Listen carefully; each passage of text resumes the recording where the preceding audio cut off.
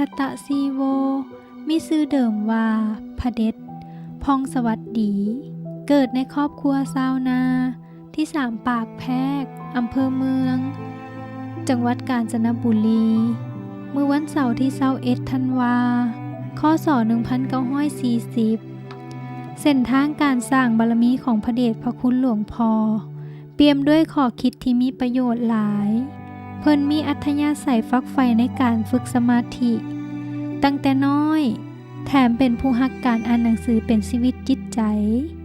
จึงตั้งใจศึกษาหาความรู้ในเรื่องการฝึกสมาธิจากหนังสือตำราต่างๆหลวงหลายดันด้นแสวงหาครูอาจารย์ที่มีชื่อเสียงหลายต่อหลายทาน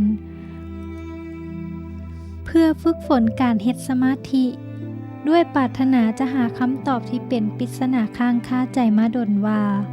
บุญบาปและนรกสวรรค์มีแท้หรือบ่ว่าจะแสวงหาอย่างใดแต่บ่เคยได้รับคำตอบที่แท้จริงจนได้มาพบยอดกัลยาณมิตรคนทำอิฐคือหลวงพ่อธรรมไสยโยซึ่งตอนนั้นยังเป็นนักศึกษามหาวิทยาลัยเกษตรศาสตร์ได้ชวนมาฝึกสมาธิกับคุณยายอาจารย์มหารัตนอุบาสิกาจันทร์คนนกยูงอยู่วัดปากน้ำภาษีเจริญซึ่งท่านเป็นศิษย์เอกที่พระเดชพระคุณหลวงปู่วัดปากน้ำภาษีเจริญและหลวงปู่เพิ่นยังได้ย่องยออยู่ต่อหน้าของลูกศิษย์ทั้งหลายว่าเป็นหนึ่งบ่มีสองนับตั้งแต่นั้นมาเส้นทางการสร้างบารมีอันทรงคุณค่าก็ได้เริ่มต้นขึ้นเมื่อคุณยายอาจารย์สามารถไขปริศนาที่ค้างคาใจมานานให้กระจ่างแจ้งท่านเป็นคนเดียวที่ยืนยันนักแน่นว่าบุญบาปและนรกสวรรค์มีแท้ซึ่งคุณยายอาจารย์เองเคยไปช่วยพ่อให้พ้นจากนรกมาแล้วเมื่อเห็นแววตาที่เด็ดเดี่ยวแน่วแน่แต่แอบแฝงความเมตตาจริงใจยังเปี่ยมล้นของคุณยายอาจารย์เฮ็ดให้พระเดชพระคุณหลวงพ่อทัตตซีโวตัดสินใจในขณะนั้นว่าเพิ่นผู้นี้คือครูบาอาจารย์ที่แท้จริงจึงได้ฝากตัวเป็นศิษย์และอุทิศชีวิตเพื่อเวียกพุทธศาสนาอย่างเต็มกำลังตลอดมา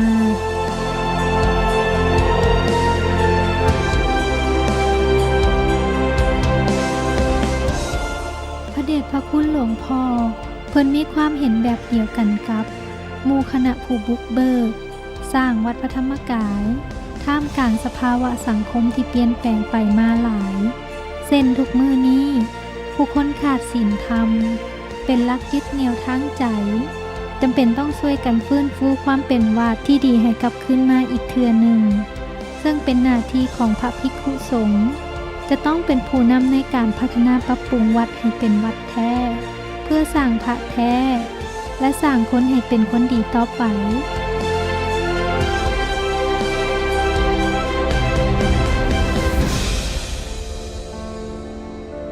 จากแนวคิดนี้วัดพระธรรมกายจึงได้แบ่งเขตบุญสถานออกเป็น4 ส่วนเพื่อพัฒนาตามหลักปฏิรูปประเทศ4 อย่างเหมาะสมเอื้อต่อการอบรมศีลธรรมให้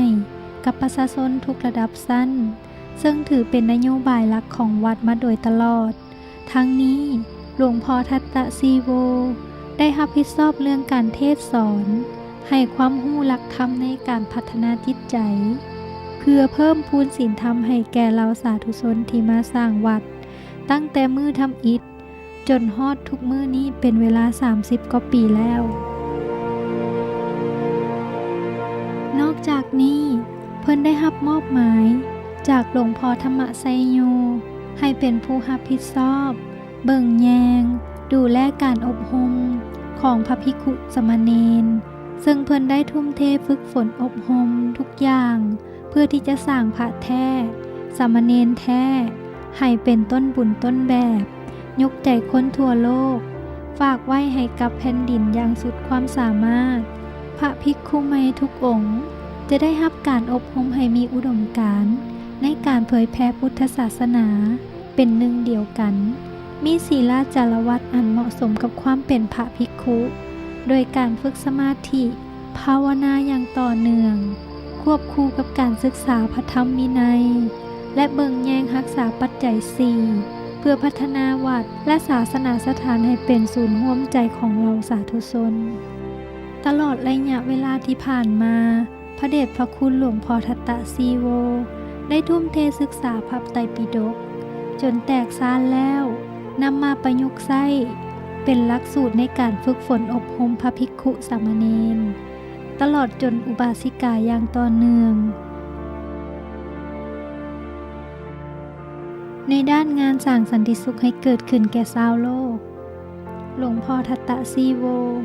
เป็นพระสงฆ์ไทยองค์หนึ่งที่มีบทบาทสำคัญที่นำแสงพุทธแสงธรรมไปสู่ดวงใจของมหาชนนานาประเทศทั่วโลกรวมทั้งการสร้างสาสัมพันธ์อันดีระหว่างนิกายต่างๆในพุทธศาสนาเพื่อนำไปสู่การร่วมมือในการฟื้นฟูและเผยแผ่งานพุทธศาสนาให้ขยายกว้างไกลหลอมร่วมใจให้เป็นหนึ่งเดียวกันคือดวงตะเว้นที่มีดวงเดียว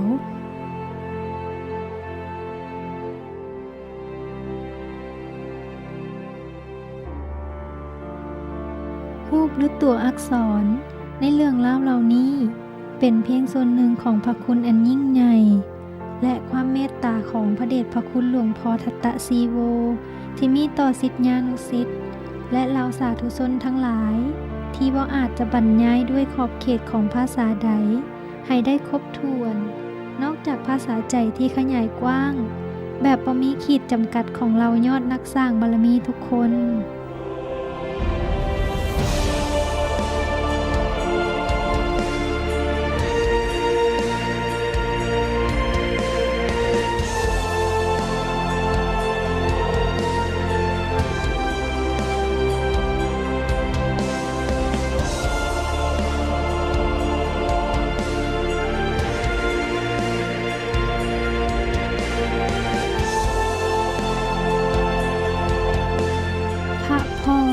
ผู้เป็นแบบอย่างในฐานะครูอาจารย์อันประเสริฐท่านเป็นพระผู้เลิศโดยพรหมวิหารธรรมและมีความกตัญญูกตเวทีต่อยอดมหาปูชนียาจารย์อย่างเปี่ยมล้น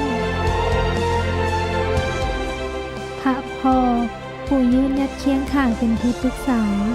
และถาชี้นำแนะแนวหนทางมรรคผลนิพพาน